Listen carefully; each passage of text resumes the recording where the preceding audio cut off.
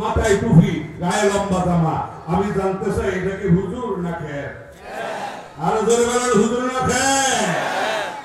আল্লাহর বান্দারা সকালবেলা ফজরের নামাজের পরে নিয়ম অনুযায়ী ওই পাখিগুলি জমিনে এসে নজর করিয়া তাকাইয়া দেখে ইয়া লম্বা বিরাট বড় হুজুর হাতের মধ্যে লাঠি নিয়া শশা ক্ষেতের মাঝখানে দাঁড়ানো।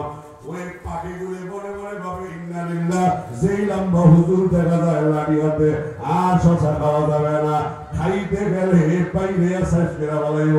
কথা বলেন ঠিক কিনা?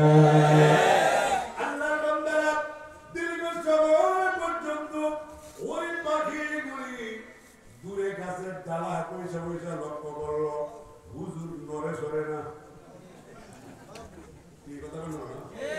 হুজুর গত 16 বছর আমাদেরকে মৌলবাদী বলল, রাজাকার বলল, ধর্ম ব্যবসায়ী বলল, সর্বনার বিশ্ব হুজুরে ওই মুক্তাঙ্গনের গণ অবস্থানের মধ্যে পহেলা মে গণ অবস্থানে গুলি চালানো হলো। শুধু তা না, ফ্যাসিস্ট সরকারের এই বিদায়ের পূর্ব মুহূর্তে 19 জুলাই আমাদের আমিরুল মুজাহিদিন হযরত পীর সাহেব হুজুর বন্দুকের নলের সামনে দাঁড়াইয়া বাইতুল মুকাররমে বলেছিল, হে নরপিচাস, তোরা আমার সন্তানের গায়ে কেন গুলি চালাইলি? কথা বলেন ঠিক কিনা? আল্লাহর বান্দারা ওই সময়গুলিতে দেখা গেল যারা বালু ট্রাক চালাইতে পারে 16 বছর, ঠিক কিনা বলে?